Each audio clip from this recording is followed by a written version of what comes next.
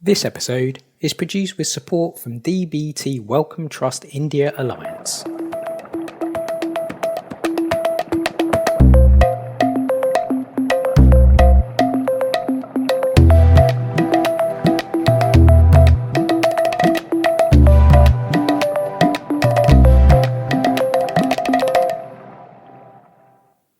There's an abundance of resources in nature, sometimes hidden away from plain sight.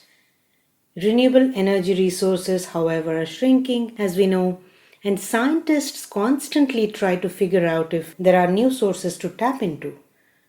Uranium is one such element that is used to power nuclear energy.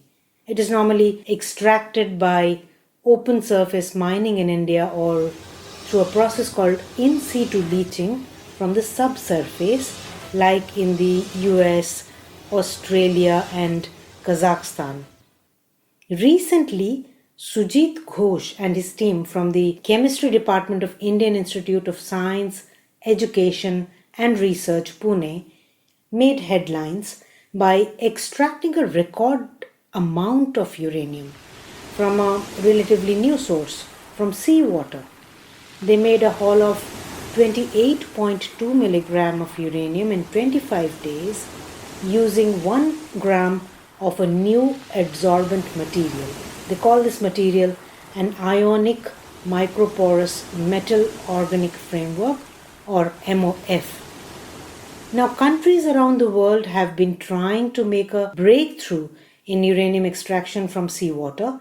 Sujit and his team have designed this efficient material that has exceptional selectivity, it has a record capacity, ultra fast kinetics, and a long service life to extract uranium from natural seawater quite affordably. In this episode of the Nature India podcast series called I Am a Scientist and This Is Where I Work, join me, Subhra Priyadarshini, as I take a deep dive into the depths of the ocean, literally, to understand this cutting edge research. Now, the workplace I'm going to describe to you today may not appear unconventional to you at first. What's unconventional about a chemistry lab, you might ask? But the application of chemistry to potentially solve the world's energy crisis surely is offbeat. Keep listening as we hear from Sujit Ghosh about this new benchmark uranium adsorbent made in his humble chemistry lab.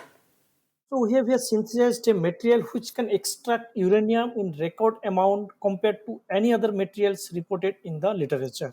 But if you see that amount of uranium present in mines, that can go for maybe next 100 years. Okay, but if you need to think, what about after 100 years? Uranium in mines, that is going to finish, and then fossil fuel, that is going to finish within next couple of decades or so. So that is our importance of this research. Right, so seawater contains about 3 parts per billion of uranium. So there's an estimated minimum of 4 billion tons of uranium in the world's seawaters. That makes it about 500 times the amount of uranium we get in land based uranium ores. How have you taken it a step ahead, advanced it with this new material? Yeah, like people saw the potential of uranium in seawater in 1960. My lab started from 2009 here, and this is one material we are making. It is called metal organic framework, relatively new wonder material. In fact, this material development started only last 2 decades, and took almost like 1.5 year to complete measurement. So we got seawater from Juhu Beach in Mumbai. Okay, and then we checked all this efficiency of this material in our laboratory, but we are really excited that this material has real potential. The compound which we have prepared in lab is very unique. It can absorb uranium from deionized water as well as from natural seawater with the same rate. We collected the natural seawater from the coastal area of Arabian Sea. Actually, we three people went there to collect the water. We went there in the middle of November, and the weather was very sunny. And approximately 40 gallons of water we have collected. Due to the huge amount of water, we rented a car to go to Pune. In our laboratory, we placed all the water in a brick drum, filtered the compound to remove all the dust and waste, and then put our compound. And after 30 days, we measured the amount of uranium. That was Ritakshi Mandal, a PhD student in Sujit's lab. So let's take our listeners into your lab and the action that takes place there so we can understand the journey of this seawater and how it finds its way into a chemistry lab to be broken down and then to reveal this massive energy potential. In the chemistry laboratory, you see a lot of bottles, like you see acids, different solvents, those chemicals see. And then of course we have a lot of instruments. Chemistry is like cooking. Okay, now you mix many things and then cook something. But then in this case, since these are small molecules, we cannot see like exactly what we have made. So now for that, check that one, we have big instruments. Students take those material, go to the instrument room, check there, collect data, and again come back to lab. They sit in computer and then analysis those data. Single crystal X-ray diffractometer, okay, first, and then we go to powder X-ray diffractometer. We check like porosity measurement, BET surface area instruments. We check like TM measurement, ACM measurements. Similarly, like many other instruments we use for this purpose. Okay, let's say we do many measurements from IIT Bombay. We also did some theoretical calculation with the help of some collaborator, and then we did experiment in the laboratory for several months. 3 parts per billion must be challenging to extract this ultra low concentration of uranium in this very high salinity of seawater that also has high abundance of interfering ions. Main problem is that when you install this material in the sea, actual hurdles will come, because see, other than these chemicals, there are microbes in water. Material, it will kind of cover this with biological species. That how we can those challenges also we can handle. But main problem is that when you go to the real field, if you want to use this material in the sea, two ways it is possible. The way until scientists have tried for this application. So one way is we can make it like we can put it in fiber and in a long thread, and we can dip it in sea for few months, and then uranium will get collected there, and then we can extract after few months, and then uranium can be collected again and again. Okay, that means we can reuse it. That is one way. Another way, we can do it like near sea, we can pump lot of water and pass through this material, and it can capture uranium from seawater. I am very hopeful that this technology will work one day in real application.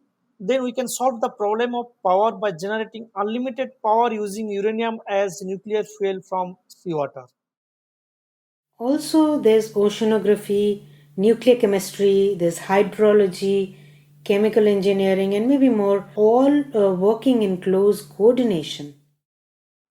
These are our students from here and one collaborator who did the theoretical calculation from outside. But what we need actual help is for the engineering part, how to handle this large volume of water.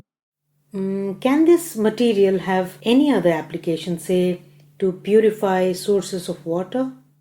So particularly India, we saw that in groundwater contains lot of uranium, much more than permissible level. Okay, so this is again problem is that this is not like good for the health. Okay, this is like pollutant and hazardous material, because as you can see, this is the, although mild, this is radioactive material. So our this material will be useful also to capture this groundwater uranium from groundwater. That if we can make this like this material very efficient to like capture those uranium, so it can also solve the problem of clean drinking water, you can say. I'm working from different fields. So as you know that problem is one is this arsenic contaminated water. Okay, particularly let's say radioactive contaminants also, like selenium, this kind of pollutants, and many other pollutants, let's say mercury, cyanide. Right. So, your students have been an integral part of your research work. For the young scientists, especially chemistry students listening to you right now, what's that one piece of advice you'd give on how to choose their research paths? So I'd like to say that okay, like it is important for students to get exposed early to research, so that they'll know exact, at least get idea. So what is the importance of which research, and they can even also guess that okay, them is important is that try to enter in the research lab as early as possible, just to get exposed, so that when you join for PhD or something, you know exactly choose what kind of research to do, what is your actual interest. And with rising global energy demands and environmental concerns associated with fossil fuels, research in sustainable energy supply does seem like the research of the future where young minds can be invested. Sujit and his team's uranium recovery from natural seawater is at the cutting edge. If scaled up, this could offer a potential for nuclear energy supplies that can last centuries. So, chemistry coming in to solve the world's energy crisis. That is interesting. If you liked what you heard, be sure to share this episode with friends and colleagues and check out our archives for more in both English and Hindi. This is Subhra Priyadarshini signing off. I'll be back soon with another very interesting science workplace story. Keep listening to the Nature India podcast.